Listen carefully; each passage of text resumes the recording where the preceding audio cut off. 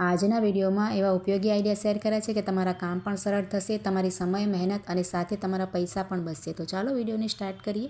તો જો આ રીતના નાના મોટા વાઇપર આવે છે ને, આપણે ઘણા બધા ઘરોમાં આપણે વાપરતા જ હોઈએ છીએ અને આ રીતના ખાસ કરીને નાના આવે છે ને તેમાં ટીંગાડવાનું ના હોય, તો આ રીતના તેનું પાણી સુકાઈને અને જલ્દીથી વાઇપર છે ને ખરાબ થઈ જાય।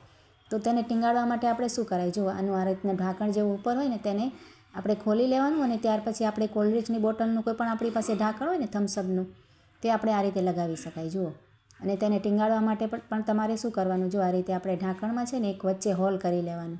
આ રીતે ખીલી વગેરે કે સળીઓ વગેરે ગરમ કરીને તરત તેમાં હોલ થઈ જશે। જો આ રીતે એક નાનકડો હોલ કરી અને ત્યાર પછી આપણે કોઈ પણ આપણી પાસે દોરી હોય છે ને, આ રીતના નાળા દોરી કે કોઈ પણ આ મેં બૂટની લીધી છે દોરી, તો એ રીતની કોઈ પણ જૂની દોરી હોય ને આ રીતે એ આપણે એમાં પરોવી અને નીચે ગાંઠ લગાવી દેવાની। જો આ રીતે તો સરસ આપણે કોઈ પણ વસ્તુમાં આ રીતે ટીંગાણવાનું તમારે ના હોય ને, નાનું વાઇપર હોય કે મોટા વાઇપરમાં ના હોય તો પણ તમે આ રીતે તૈયાર કરી શકો। જુઓ ખૂબ જ સરસ આઈડિયા છે આ।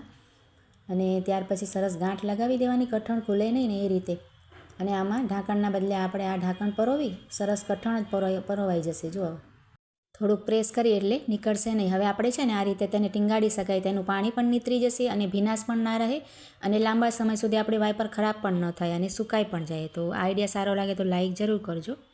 ત્યાર પછી જો આ રીતના આપણે હેન્ડલ હોય ને, કુકરના હેન્ડલ કે ઢાંકણના આ રીતના હેન્ડલ વારે ઘડીએ છે ને સ્ક્રૂ તેના ઢીલા થઈ જતા હોય છે અને ખુલી જતા હોય, આપણને કંટાળો આવે, આ રીતે ઢીલા થઈ જાય તો આપણે રાંધવામાં પણ મજા ન આવે। તો તેના માટે શું કરાય, આનું જે સ્ક્રૂ હોય છે ને તેમાં આપણે કટાઈ જાય છે। જો આ રીતે પાણીથી આપણે રોજ ધોવાતું હોય કે કંઈ પણ હોય ને જૂનું થાય કુકરના ઢાંકણા આ રીતે, તો આપણે છે ને આ રીતના નેલ પોલિશ તો આપણી પાસે કોઈ પણ કલરની હોય જ છે ને, આપણે બાળકીઓ લગાવતી હોય તો આ રીતે કોઈ પણ કલરની આપણે નેલ પોલિશ લગાવી લેવાની। જો આ રીતે તો આપણને બે ફાયદા થશે, આ કટાશે પણ નહીં અને નેલ પોલિશ તો આપણને ખબર છે કે સુકાઈ જાય તો એકદમ આપણે કઠણ થઈ જાય। જો આ રીતે જરાક અમથું સુકાઈ જશે ને પછી આપણે તેમાં કોઈ પણ ઢાંકણ હોય કે કુકર હોય તેમાં આ રીતે સ્ક્રૂ લગાવી દેશો ને તમે, તો ખૂબ જ સરસ થઈ જશે ફિટિંગ। આપણે વારે ઘડીએ નીકળતું હશે ને તે પ્રોબ્લેમ પણ આપણે દૂર થઈ જશે। તો ઘણી બધી જગ્યાએ આ રીતે આપણે સ્ક્રૂમાં આપણે નેલ પોલિશ લગાવીને યુઝ કરી શકાય। આપણે ઢોસાની તાવડી હોય કે પછી ચા મૂકવાનું હોય છે તેનું પણ હેન્ડલ આપણે નીકળી જતું હોય તેમાં પણ ટ્રાય કરી શકો, સરસ આઈડિયા છે।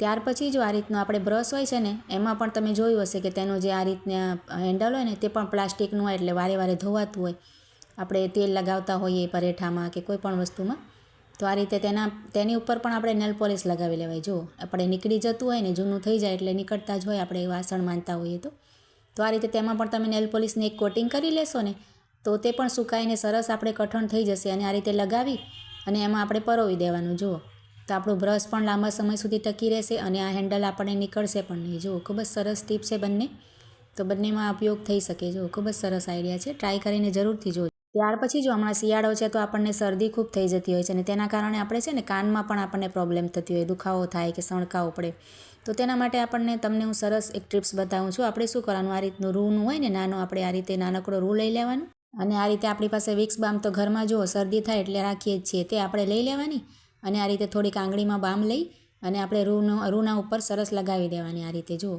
એકદમ આપણે આ રીતે બામ લગાવી દઈશું ને તો રૂ છે ને એ બામવાળું થઈ જશે। ત્યાર પછી આપણે જેના પણ કાનમાં દુખતું હોય કે આ રીતે સણકા થતા હોય ને, તો સરસ આપણે અહીંયા આગળ તેને રાખી દેવાનું। તો આ રીતે આપણે રાખી શકાય 2-3 કલાક સુધી, તો તમારે સરસ તેમાં દુખાવો પણ નહીં રહેશે અને ગરમાવાની વજહથી જો તમને સણકા આવતા હશે ને તે પણ મટી જશે। તો ખૂબ જ સરસ આ ટિપ્સ છે, ટ્રાય કરેલો છે, તમે પણ જરૂરથી ટ્રાય કરજો આ રીતે જો આપણને શિયાળામાં તકલીફ થતી હોય તો।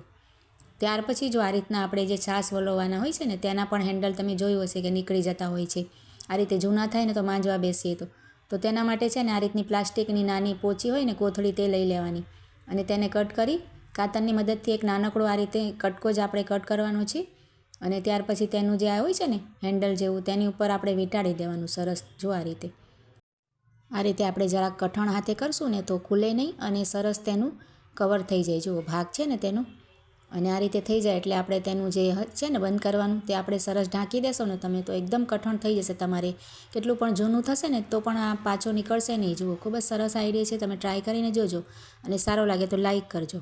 ત્યાર પછી જો આપણે ક્યારેક રસોડામાં હોય અને ચા મૂકી હોય ને તો પણ આપણે સામે જ હોય અને ચા નીકળી જતી હોય છે, તો તેના માટે આપણે શું કરે, આ રીતે ચા થોડીક ઉકળવાની થાય ને ત્યારે જ આપણે ચમચી નાખી દેવાય આ રીતે, તો તેનાથી શું થાય કે ચા છે ને ઉકળીને બહાર નહીં આવે, આ રીતે ઉપર આવશે પણ બહાર નહીં નીકળે। જો આપણું ગેસ પણ ખરાબ ન થાય, સમય અને મહેનત પણ બચે તો આઈડિયા ખૂબ નાનો છે પણ એકદમ સરસ છે. ત્યાર પછી જો આ રીતના આપણે સ્ટીલના વાસણ નવા લાવીએ ને તો સ્ટીકર કાઢવા માટે આ રીતના આપણે છે ને એક 2-3 સેકન્ડ માટે ગેસ ચાલુ કરીને આપણે વાસણ મૂકી દેવાનું, વધારે નહીં મૂકવાનું. આ રીતે જરાક અમથું મૂકીને ગેસ આપણે બંધ કરી દેવાનો જો તરત જ.